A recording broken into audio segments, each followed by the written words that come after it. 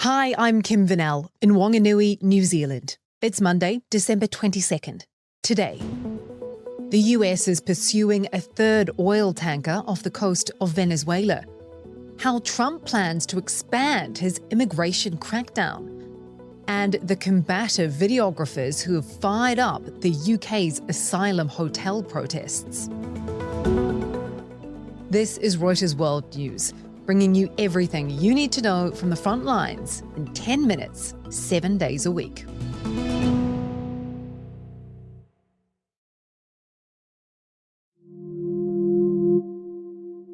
The US Coast Guard is chasing down an oil tanker in international waters near Venezuela.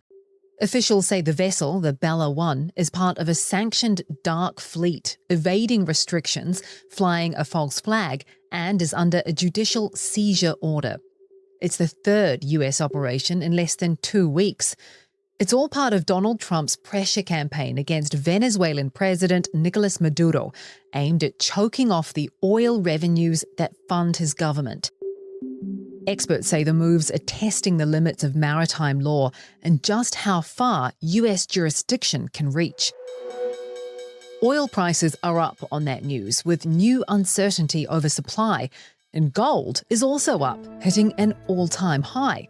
For more, we've got Amanda Cooper from our sister markets podcast, Morning Bid. Morning, Amanda.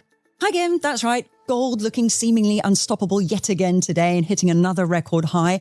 And like you say, oil popping above $61 a barrel as the US chases down a third tanker off the coast of Venezuela. And this is the kind of thing that is keeping markets a little bit on edge at the moment, particularly as in this week, volumes are thin and trading can be erratic.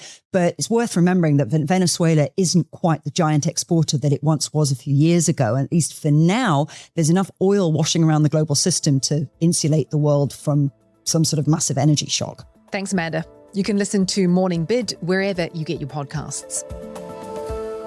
President Donald Trump is preparing to ramp up his immigration crackdown in 2026, despite growing backlash.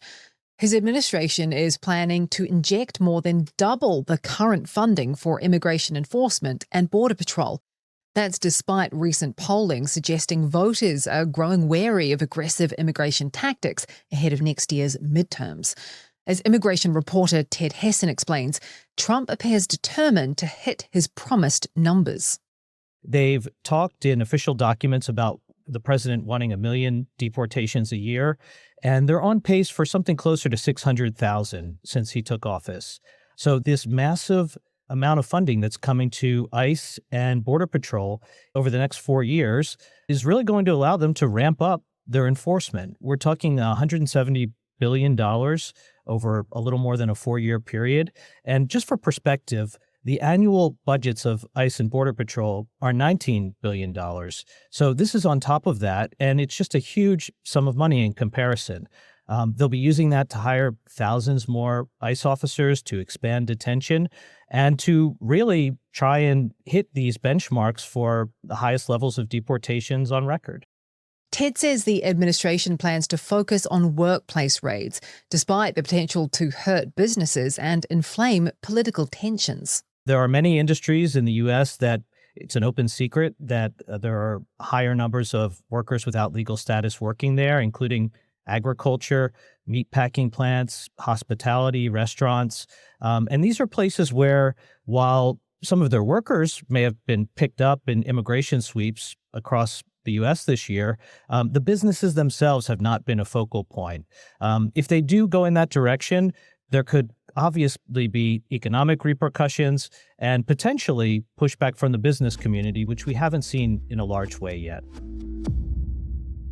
Meanwhile, in the UK, confrontational videos filmed by mainly right-wing videographers have helped stir public anger over hotels used to house asylum seekers. Here's Adam. Security look up and just assume I'm a migrant and asylum seeker.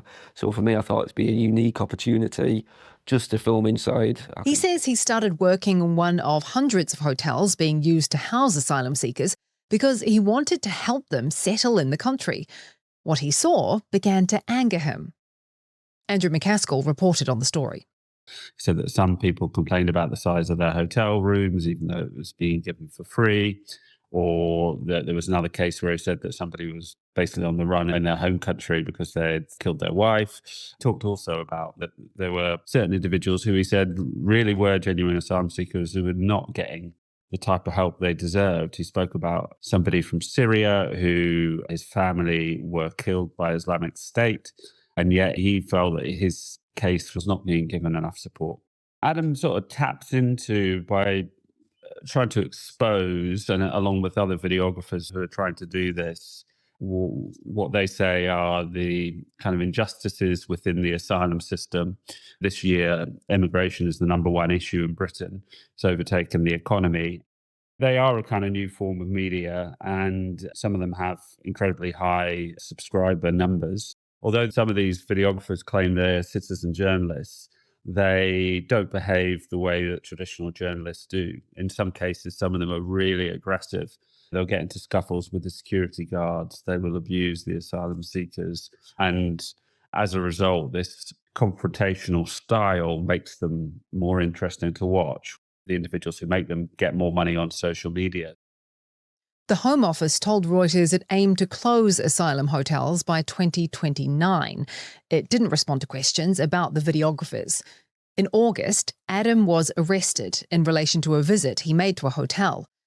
Adam says police informed him he was under arrest on suspicion of burglary for eating a plate of food at the hotel.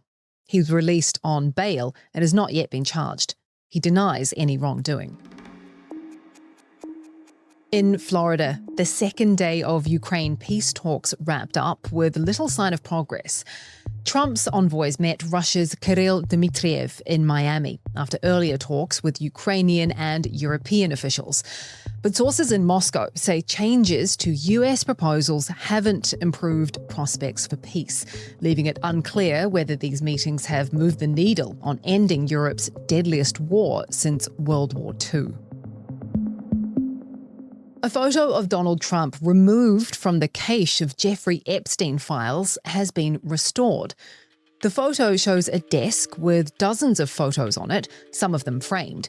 In the bottom of the shot is a photo of Donald Trump surrounded by 4 women, one of them wearing a bikini. The Justice Department says the image was flagged to protect potential victims, but a review found none were depicted. The department released thousands of Epstein-related documents on Friday, drawing criticism over heavy redactions. Trump denies any wrongdoing in relation to the case. As Prime Minister, I feel the weight of responsibility for an atrocity that happened whilst I'm Prime Minister. And I'm sorry for what the Jewish community and our nation as a whole has experienced. Australia's Prime Minister Anthony Albanese apologising to the Jewish community and the country over the mass shooting on Bondi Beach last week that left 15 people dead. He was booed when arriving at a vigil on Sunday for those killed, and again when the rabbi leading the service mentioned his name. Anthony Albanese. Critics say Albanese's centre-left government hasn't done enough to curb a surge in anti-Semitism since the start of the war in Gaza. New South Wales State Premier Chris Minns had this to say as the state's parliament looks to tighten hate speech, protest and gun laws in the wake of the mass shooting. I acknowledge that we don't have the same free speech rules that they have in the United States, and I don't make any apologies for that. We have got to Australian police say homemade pipe and tennis ball bombs were thrown at a crowd in Bondi Beach before the mass shooting, but they failed to detonate.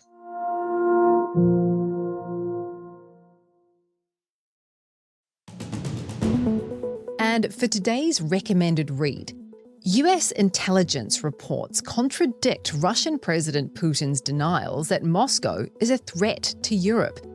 Intel continues to warn he's not abandoned his aims of capturing all of Ukraine and reclaiming parts of Europe that belonged to the Soviet Empire.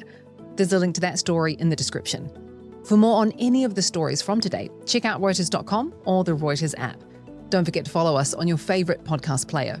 If you're listening on a smart speaker, just ask for the latest news from Reuters 7 days a week. We'll be back tomorrow with our daily headline show.